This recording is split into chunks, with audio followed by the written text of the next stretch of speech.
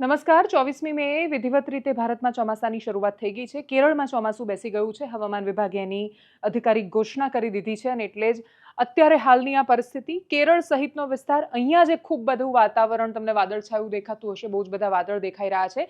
મહારાષ્ટ્ર, દક્ષિણ ગુજરાત અને સૌરાષ્ટ્રના કાંઠા વિસ્તારોમાં એનું કારણ એ છે કે અહીંયા લો પ્રેશર બનેલું છે અને આ લો પ્રેશર વધી રહ્યું છે આગળ, એટલે કેરળ, કર્ણાટક ને પછી ત્યાંથી આગળ જમણી બાજુ આગળ વધશે.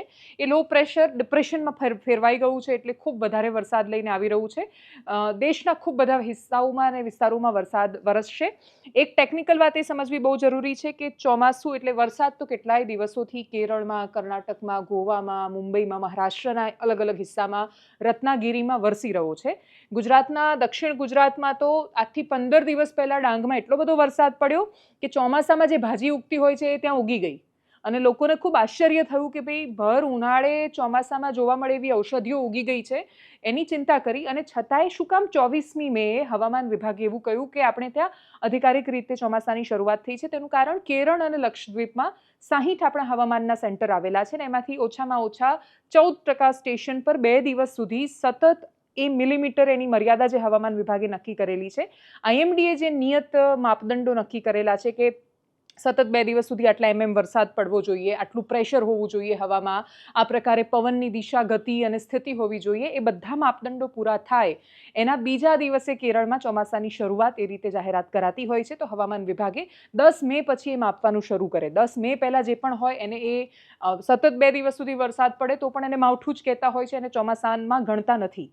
પણ હવે કેરળમાં, લક્ષદ્વીપમાં એ બધા માપદંડો પૂરા થયા અને પછી કેરળમાં આજના 24 તારીખે એ જાહેરાત કરવામાં આવી. શું કહી રહ્યું છે હવામાન વિભાગ અને બાકી રાજ્યના કયા હિસ્સાઓમાં વરસાદ ખૂબ વરસ્યો, એટલે અમરેલીમાં જે 24 તારીખે વરસાદ પડ્યો એ અતિશય વધારે હતો. યલો એલર્ટ જેવી સ્થિતિ હતી અને અમરેલીમાં તો નદીઓ બે કાંઠે વહી ગઈ અને વૃક્ષોને ખૂબ નુકસાન થયું. ગીરના અંતરિયાળ વિસ્તારોમાં જે જંગલ વિસ્તારો છે ત્યાં ઘણા બધા વૃક્ષ ઉખડી ગયા છે. ઝાડને બહુ સ્વાભાવિક રીતે પ્રકૃતિને સૌથી વધારે નુકસાન થાય છે. આપણને એવું લાગે છે કે પ્રકૃતિ આપણને નુકસાન કરે છે. આપણે કલ્પના જ નથી કરતા કે આપણે સતત પ્રકૃતિને નુકસાન કરીએ છીએ. પ્રકૃતિ એનો જ્યારે પ્રતિકાર કરે છે તો પણ નુકસાન પ્રકૃતિને જ થાય છે. આપણી પાસે બચવા માટે ખૂબ બધા સંસાધનો અને વ્યવસ્થાઓ છે. પ્રાણીઓનો આપણે વિચાર પણ નથી કરી શકતા.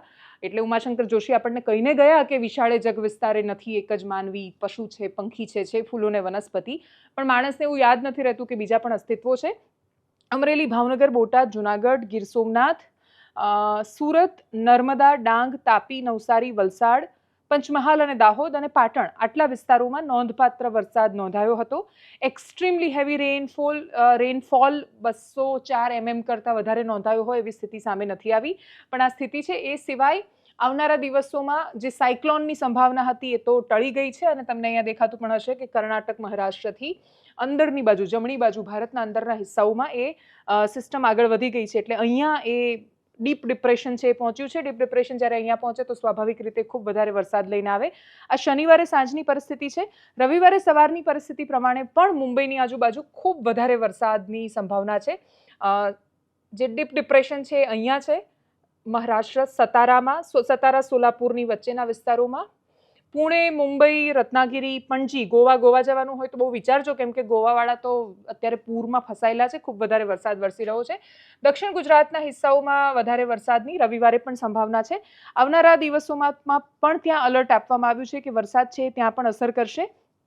દેશના મધ્ય હિસ્સાઓમાં આગળ વધતા એટલે મહારાષ્ટ્રથી આ બાજુ નાગપુરથી માંડીને અહીંયા છત્તીસગઢ, રાયપુર સુધી એની અસર થઈ શકે છે. રાજસ્થાનમાં પણ વરસાદની સંભાવનાઓ છે. સિસ્ટમ જેમ જેમ જમણી બાજુ આગળ વધી રહી છે એવી સંભાવનાઓ વ્યક્ત કરાઈ હતી કે આ જો સાયક્લોન બને છે એ સાયક્લોન તો જ બનતું જો એ દરિયામાં આ દિશામાં આગળ વધતું, અને આ દિશામાં જો એ સિસ્ટમ આગળ વધતી તો એનો લેન્ડફોલ જે બિપરજોય વખતે કચ્છના નજીકના વિસ્તારોમાં થયો હતો ત્યાં જ થવાની સંભાવના હતી. બિપરજોય જેવું સાયક્લોન બનવાની એટલે એમ પણ સંભાવના નહોતી, કેમ કે બિપરજોય બહુ નીચે થયું હતું, અલગ પરિસ્થિતિમાં પેદા થયેલી સિસ્ટમ હતી. એને તીવ્ર બનવા માટે બધી પ્રકારની પરિસ્થિતિઓ મળી શકે એમ હતી. કોઈ સિસ્ટમ એમ પણ જ્યારે ભેજવાળું વાતાવરણ એને ઉપર મળતું જાય છે, દરિયાની ગરમ સપાટી મળતી જાય છે, તો એ સાયક્લોન માટે ફેવરેબલ કન્ડિશન બનતી જાય છે એ કન્ડિશન અહીંયા મળે એવી નહોતી અને એટલે જે સાયક્લોન નથી રચાયું.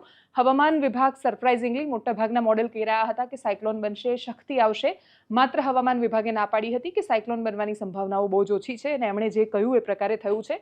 તો ભારતના હવામાન વિભાગને પણ આ વિષયમાં એપ્રિશિએટ કરવું જોઈએ અને છેલ્લા 3-4 વર્ષથી તો ખરેખર એમની આગાહી સાચી પડી રહી છે. દક્ષિણ ગુજરાતના આ ભાગોમાં સોમવારે રાત સુધીમાં ખૂબ વધારે વરસાદની સંભાવનાઓ છે. મહારાષ્ટ્રની નંદુરબાર બોર્ડર હોય કે પછી સુરત સહિતના વિસ્તારો, વલસાડની આજુબાજુ ત્યાં પણ વધારે વરસાદની સંભાવના. એટલે હવે તો એમ પણ ચોમાસું આવી જવાનું છે. હવે ગુજરાતના અલગ અલગ વિસ્તારોમાં છૂટાછવાયા પણ હવે આવનારા દિવસોમાં વરસાદની શરૂઆત થઈ જશે. કેરળમાંથી ઉપર ચોમાસું આવતું જશે, મુંબઈ આવશે એના પછી લગભગ અઠવાડિયામાં આપણે ત્યાં પણ વિધિવત રીતે ચોમાસાની શરૂઆત થઈ જતી હોય છે. એના પછી બીજી એક સિસ્ટમ છે કે જે ગિરનાર બાજુથી એટલે મડાગાસ્કરથી એ પવનો આફ્રિકન કન્ટ્રીઝ ને પછી ત્યાં થઈને ગિરનાર બાજુથી પણ બીજી એક સિસ્ટમ એન્ટર કરતી હોય છે જે સાર્વત્રિક ચોમાસું લઈને આવે છે.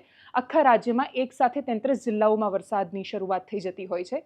ચોમાસું ખેડૂતો માટે સારું નીવડે એવી અપેક્ષા, કેમ કે સિઝન આમ શરૂ બહુ જ વહેલા થઈ છે.